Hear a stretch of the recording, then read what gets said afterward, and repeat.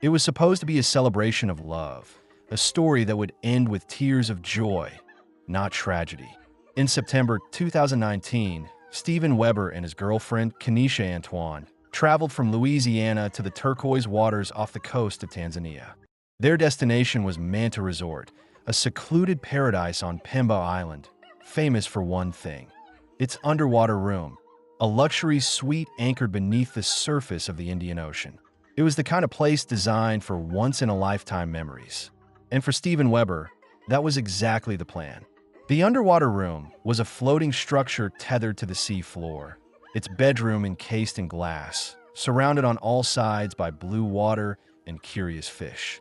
It was private, breathtaking, and almost surreal, a place where silence pressed against the windows and sunlight danced in ribbons through the sea.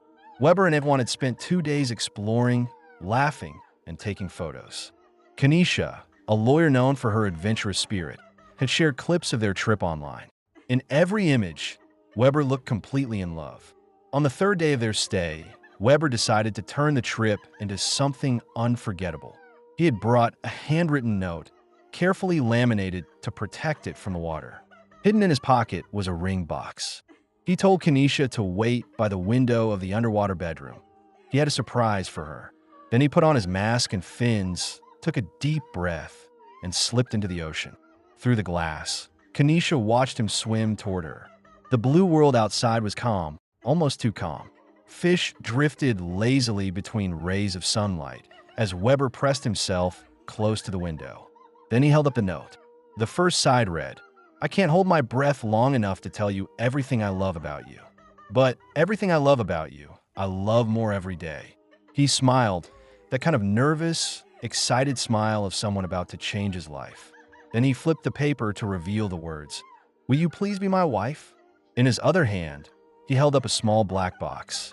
Inside was a ring, gleaming even through the water. Kenesha gasped, laughed, and instinctively reached toward the glass. She later wrote that she was shouting yes, though of course, he couldn't hear her.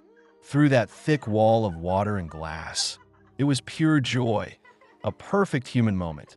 But then something shifted. Steven Weber turned and began swimming upward. It was supposed to be just a few meters. The underwater room sat roughly 4 meters below the surface, but he never broke through. From inside, Kenesha waited for him to reappear, expecting to see his face at the hatch above. Seconds stretched into a minute. Then 2.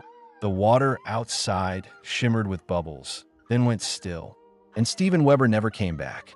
Kenesha realized something was wrong. She climbed to the upper level, calling for help. Resort staff rushed to the scene in a boat, followed by nearby divers. They pulled Weber from the water and began CPR, fighting to revive him. But by the time he was brought ashore, it was too late. Steven Weber, who had come to propose in one of the most romantic settings on Earth, had drowned in the same sea where he'd planned to start a new life. News of his death spread quickly. What began as a viral love story, a man proposing underwater, turned within hours into an international headline. The short video Kenesha had filmed from inside the room, showing Weber's note and ring, was broadcast across the world. Viewers who initially smiled at the romantic gesture soon learned its tragic ending. The contrast was unbearable. One moment pure love, the next unspeakable loss. Kenesha Antoine later shared her heartbreak in a public Facebook post. Her words captured both the beauty and the horror of that day. "You never emerged from those depths," she wrote. "You never got to hear my answer. Yes. Yes. A million times yes. I will marry you." She described how deeply they had loved each other, how their relationship had been filled with laughter, adventure, and a shared dream of seeing the world together. "You were a bright light," she wrote. "Everyone who met you adored you. You made every room better just by being in it." Her message was a farewell, but also a warning, a raw reminder that love cannot conquer the laws of nature. Investigators later confirmed that Steven Weber had drowned due to an apparent lack of oxygen. There was no indication of equipment malfunction or foul play. He had been free diving, meaning he had no scuba gear, no air tank, just a single breath. The room's underwater level was around 10 meters from the surface, deeper than most people realize.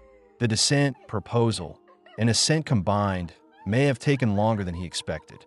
Experts suggested that even experienced swimmers can lose track of time and oxygen under the pressure of such depths.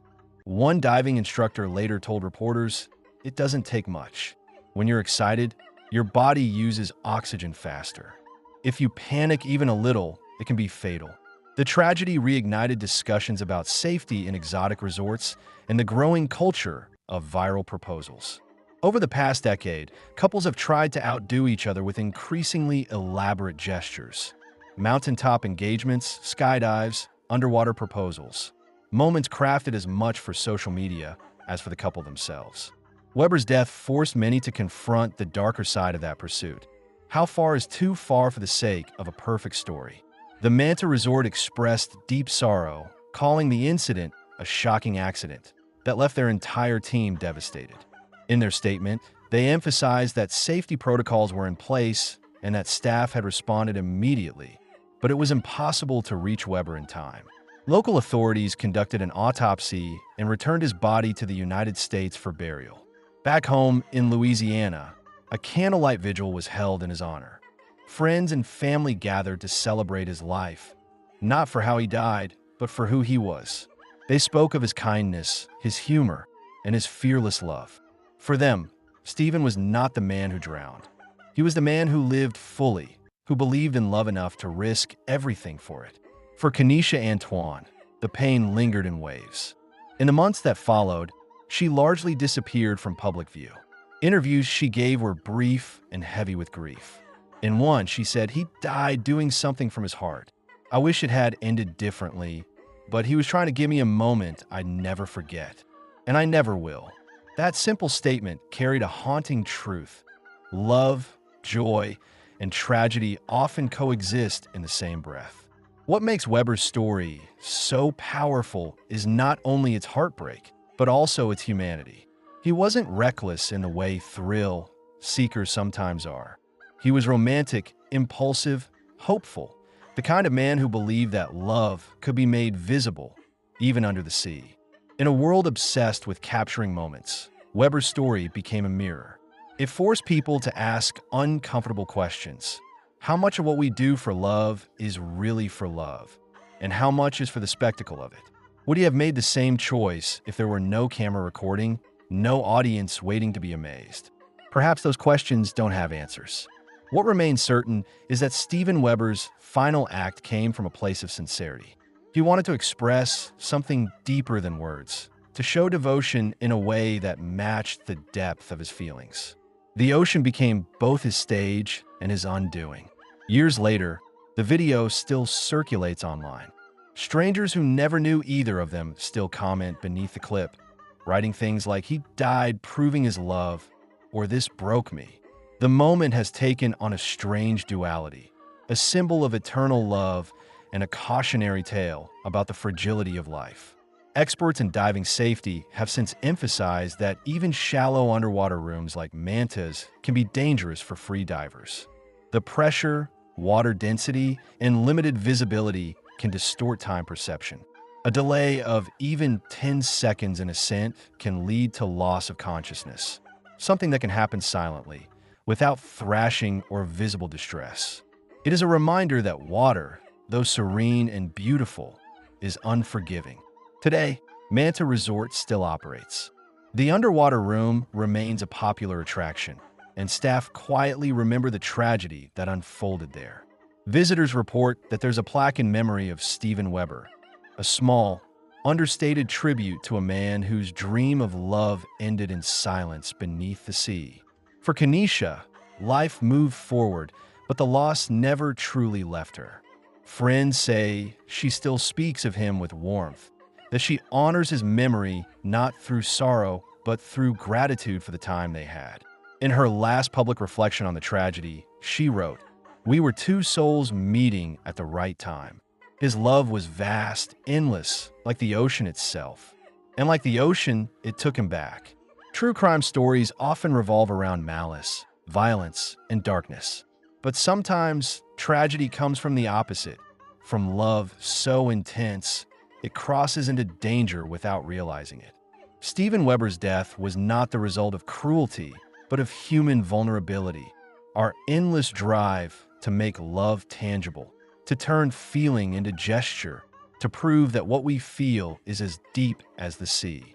In the end, that gesture cost him his life, but it also immortalized him. Every person who watches that brief, wordless video witnesses something profound. A man who believed in love so fully that he gave his final breath to express it. Love can be radiant. It can be reckless. It can lift us or destroy us. In the glass-walled room beneath the Indian Ocean, Steven Weber lived all of those truths at once. And somewhere in those depths, his promise still lingers, the ink of his note fading, the ring glinting faintly in memory, a reminder that even in tragedy, love leaves a trace that never entirely disappears.